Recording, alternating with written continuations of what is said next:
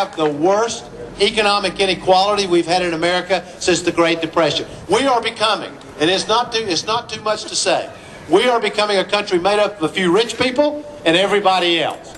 The two Americas you've heard me talk about in the past, the press always thinks the two Americas. What Edwards is talking about is the rich and the poor. No, I'm not.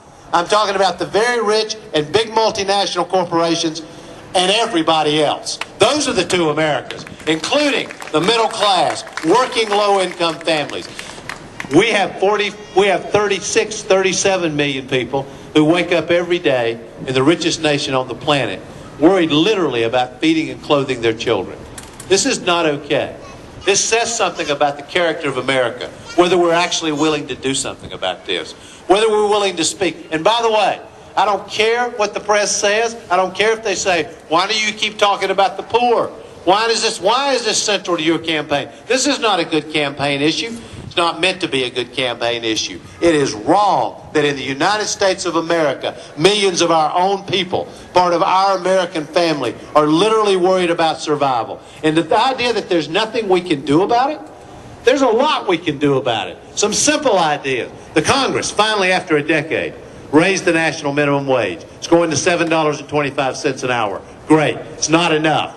Minimum wage ought to be at least $9.50 an hour. It ought to be indexed to go up on its own so we don't have to keep going back to the Congress. Another idea. We need to change the law and strengthen the right of unions to organize in the workplace so that workers can earn a decent wage, so that they have health care, so that they have pension protection. I have a very simple view about this. If you can join the Republican Party by signing your name to a card, any worker in America ought to be able to join a union by doing the same thing. That's democracy in the workplace. On top of that, we need to ban the hiring of permanent replacements for strikers and make that the law of the land so that we strengthen the right of working people to collectively bargain, to speak for themselves with one voice. Here's another idea. Bush has taken billions of dollars out of the federal budget for kids to be able to go to college. This is insanity. Complete insanity. Here's the idea. College for everyone. We say to every young person in America, graduate from high school, qualified to go to college, work at least 10 hours a week the first year you're there, we'll pay for your tuition and books. Very simple. Very straightforward. And we've actually done it. We raised the money privately because I wanted to see if it worked. In a small section of eastern North Carolina, it's been hugely successful so far. So don't tell me there's nothing we can do. There's a lot we can do. How about if we actually have a trade policy that works for America?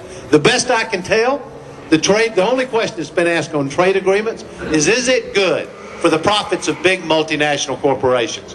Well, the answer to that on NAFTA, CAFTA, and many of these trade agreements is yeah. It's been good for the profits of big multinational corporations. But has it been good for working people in America? Has it been good for workers in other parts of the world? The answer to that question is no. The first question I will ask on any trade agreement is it good for working middle-class Americans? Does it have real labor standards, real environmental standards? Does it have protections against the manipulation of currency? Does it have prohibitions against slave labor, child labor, sweatshops? These are moral issues. These are not just economic issues. And the other thing we're going to do is we're going to close these loopholes that actually give tax breaks to American companies that are leaving here and taking jobs overseas.